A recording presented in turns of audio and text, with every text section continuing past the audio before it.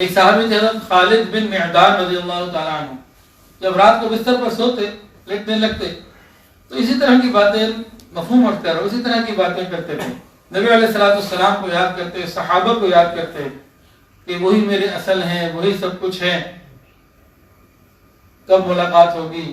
حضرت بلال رضی اللہ تعالیٰ عنہ جب موت کا وقت بالکل قریب آ گیا، بیوی کہنے لگی ہوا حزناہ، ہائے افسوس، یعنی کہ کس چیز کا افسوس، اب تو رسول اللہ صلی اللہ علیہ وسلم سے ملاقات ہوگی۔ موت تو ملاقات کو قریب کرنے کا ذریعہ ہے، افسوس کس بات کا؟ یہ محبت کی باتیں ہوا کرتی ہیں، تو جتنی محبت ہوگی اتنی انشاءاللہ آگے آسانیاں ہی آسانیاں۔ تو حضور پاک صلی اللہ علیہ وسلم سے جو محبت ہے اس کے لیے ہمیں اعمال کو ٹھیک کرنا ہے۔ یہ زندگی بھر کی محنت ہے، پھر ہی بات بنے گی۔ قل ان کنتم تحبون اللہ فاتبعونی یحببکم اللہ۔ اللہ ہم سے محبت کرنے والے بن جائیں گے، اللہ ہم سے محبت کریں گے۔ اور یہ محبت مخفی چیز ہے، میرے دل میں کتنی ہے، آپ کے دل میں کتنی ہے، اس کو نہیں جانچا جا سکتا۔ اگر جانچا جا سکتا ہے تو پھر اتباع سنت سے، اس کی کسوٹی یہ ہے کہ اتباع سنت کتنی ہے اس سے ہی معلوم ہوگا، اس کے علاوہ معلوم نہیں ہوگا۔ ہم اتباع سنت میں اپنے آپ کو بڑھائیں اور غیروں کے طریقوں سے اپنی جان چھوڑائیں۔ کریں گے جی انشاءاللہ؟ یہ بہت محنت کا کام ہے، آسان کام نہیں ہے۔ حضرت ربیعہ بن کعب اسلمی رضی اللہ تعالیٰ عنہ، حضرت ربیعہ بن کعب اسلمی رضی اللہ تعالیٰ عنہ فرماتے ہیں کہ میں رات کے وقت حضور پاک صلی اللہ علیہ وسلم کے لیے وضو اور قضاء حاجت کا پانی کا انتظام کیا کرتا تھا، یعنی نبی علیہ السلام کی خدمت کرتا اور آپ کی جو ذاتی ضروریات ہوتی تھی ان کو میں پورا کیا کرتا تھا۔ تو ایک مرتبہ اللہ کے رسول صلی اللہ علیہ وسلم نے خوش ہو کر فرمایا کہ مانگو۔ میں نے عرض کیا میں تو جنت میں آپ کی رفاقت مانگتا ہوں۔ ان کو موقع ملا، نبی علیہ السلام نے فرمایا کہ ربیعہ مانگو، تو فوراً کہا میں جنت میں آپ کی رفاقت کا سوال کرتا ہوں، میں وہی مانگتا ہوں۔ حضور پاک صلی اللہ علیہ وسلم نے ارشاد فرمایا اور بھی کچھ چاہتے ہو، اور بھی کچھ چاہیے، اور بھی کچھ چاہتے ہو تو مانگو میں اللہ سے۔ فرمایا نہیں مجھے بس یہی چاہیے۔ آپ صلی اللہ علیہ وسلم نے ارشاد فرمایا کثرت سجود سے میری مدد کرو۔ کیا ہے ڈیمانڈ یہاں پہ؟ ایک تو یہ غور کریں صحابی رسول نے مانگا کیا؟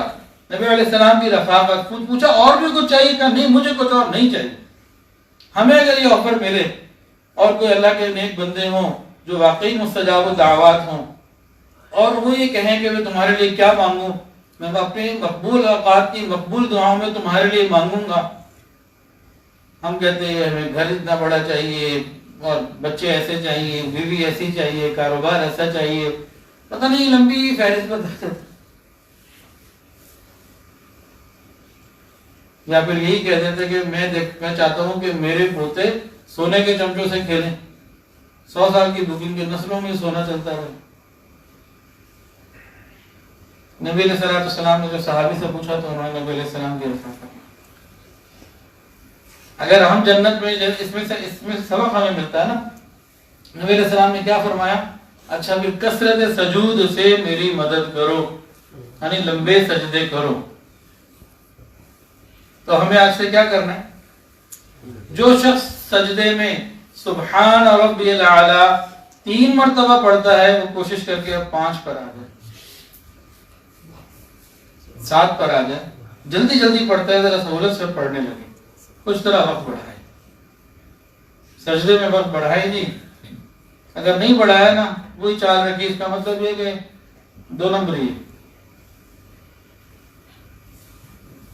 آپ کا کیا خیال ہے؟ اب میں ایک سوال پوچھتا ہوں، جس وقت نبی علیہ السلام نے حضرت ربیعہ بن کعب اسلمی رضی اللہ عنہ کو فرمایا ہوگا کہ کثرت سجود سے میری مدد کرو، تو انہوں نے سجدے میں کثرت کی ہوگی کہ نہیں کی ہوگی؟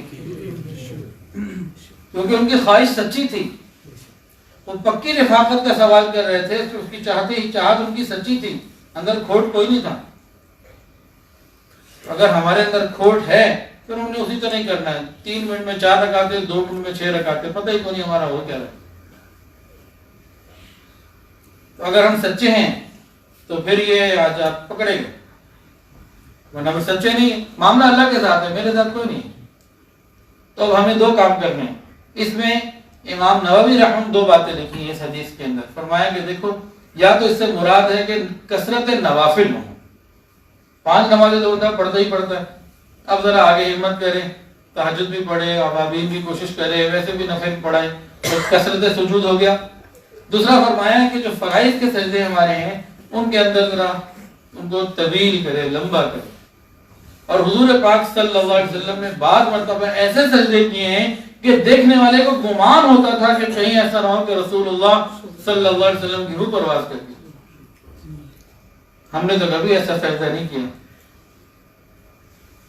تو بھئی نبی علیہ الصلوۃ والسلام کے ساتھ پڑوس چاہتے ہیں تو دو باتیں ہیں، ایک تو یہی ہے کہ کثرت نوافل تاکہ سجدے بڑھ جائیں، اور دوسرا جو ہے ہم اپنے فرائض کے جو سجدے ہیں وہ اطمینان کے ساتھ کریں اور ان کے اندر کچھ تھوڑا سا تعداد کو بڑھا دیں۔ میں یہ نہیں کہہ رہا جی آپ 11 کریں 21 کریں، تھوڑا سا تو کچھ بڑھائیں، ترقی تو کریں، پھر آگے کبھی کبھی رات کو تہجد میں تھوڑا لمبے سجدے بھی کیا کریں، 25 یعنی 40 دفعہ 21 دفعہ، کبھی کبھی ایسے بھی کر لیا کریں۔ بھائی نبی علیہ السلام کے ساتھ پڑوس کی قیمت کوئی مہنگی ہے؟ یہ رات کو 2 نفل پڑھے تہجد میں، کیا کیا جی آج 5 منٹ کا ایک سجدہ کرنا ہے، دوسرا سجدہ بھی 5 منٹ کا کرنا ہے، 2 رکعتیں پڑھے نا 15 منٹ میں۔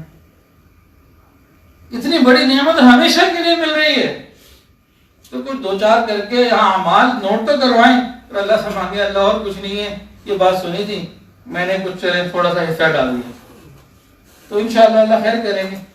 تیسری بات، جو لوگ رسول اللہ صلی اللہ علیہ وسلم کا جنت میں پڑوس چاہتے ہیں ان کے لیے ایک تیسرا نقطہ حضرت جابر رضی اللہ تعالیٰ عنہ روایت کرتے ہیں، سنن ترمذی کی روایت ہے، جناب رسول اکرم صلی اللہ علیہ وسلم نے ارشاد فرمایا یقیناً تم میں سے بہت پیارے میرے نزدیک اور میرے پاس قریب بیٹھنے والے قیامت کے دن وہ لوگ ہوں گے جن کے اخلاق اچھے ہیں۔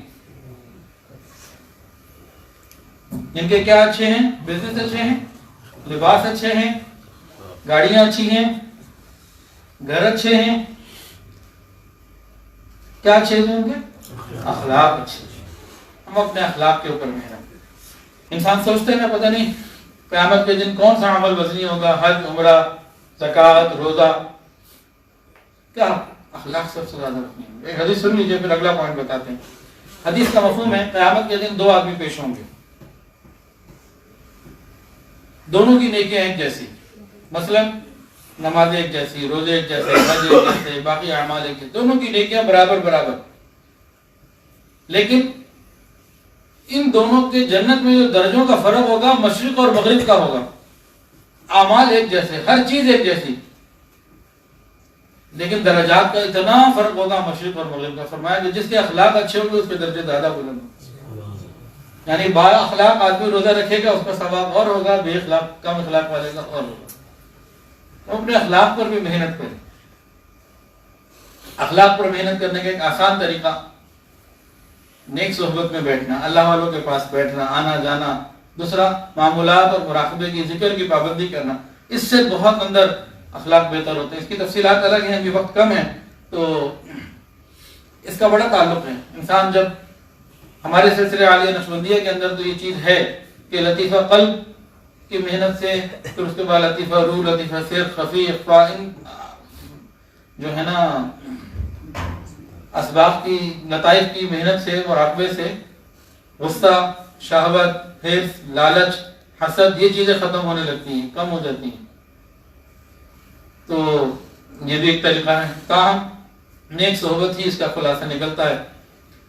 اگلی چیز، ہم میں سے جو بھی چاہتا ہے کہ حضور پاک صلی اللہ علیہ وسلم کا جنت میں ہمیشہ کا پڑوس اختیار کرے تو اگلا نسخہ کیا ہے جو خود نبی علیہ الصلوۃ والسلام نے ارشاد فرمایا، وہ میرے اوپر کثرت سے درود شریف پڑھے، کثرت سے درود شریف پڑھے، خوب درود پاک کا ورد رکھے۔ ہم سے تو 100 مرتبہ صبح، 100 مرتبہ شام نہیں ہوتی، جو سلسلے کے معمول میں 100 صبح 100 شام ہم سے وہ نہیں ہوتی، کیا بنے گا ہمارا؟ خوب کثرت کے ساتھ درود شریف پڑھے۔ اب اس سفر میں ہمارے ساتھ ماشاءاللہ ایک صاحب تھے روزانہ 25,000 مرتبہ درود شریف پڑھتے پورا. اسی طرح خاتون ہیں ہر جمعے والے دن ان کا مجھے میسج آتا ہے 17,911 15,821 16,000 مطلب اس طرح کے 14,000 سے 15,000 سے اوپر کبھی کبھی 20-22,000 کیونکہ ہر جمعے کو ان کی روٹین ہے. وہ ہمت کر کے پڑھتی ہیں 15,000 18,000 20,000 پڑھ لیتی ہیں. تو ایسے ایسے لوگ بھی آج کے زمانے میں موجود ہیں. ہم سے 100 نہیں ہوتا. تو بھائی نبی علیہ السلام کا پڑوس چاہیے تو درود شریف کی تعداد کو بڑھائیے. اس پہ تو پیسہ نہیں لگ رہا, اس پہ محنت بھی کوئی نہیں لگ رہی. ہاں تھوڑا موبائل کا استعمال کم کرنا پڑے گا, تھوڑا زبان کو باتوں سے روکنا پڑے گا, پڑھتے رہیں درود شریف. اور ایک مرتبہ درود شریف پڑھنے پہ 10 گناہ معاف ہو رہے ہیں, 10 درجے بلند ہو رہے ہیں. کیسی پیاری بات. اللہ تعالیٰ کی رحمتیں 10 مل رہی ہیں ایک دفعہ پڑھنے دو پڑھ لے. اللہم صلی علی سیدنا و مولانا محمد وعلی آل سیدنا و مولانا محمد وبارک وسلم. یہ والا درود شریف ہے, جو بھی کثرت سے درود شریف پڑھے, پھر دیکھیں اللہ کیسی رحمتیں فرماتے ہیں.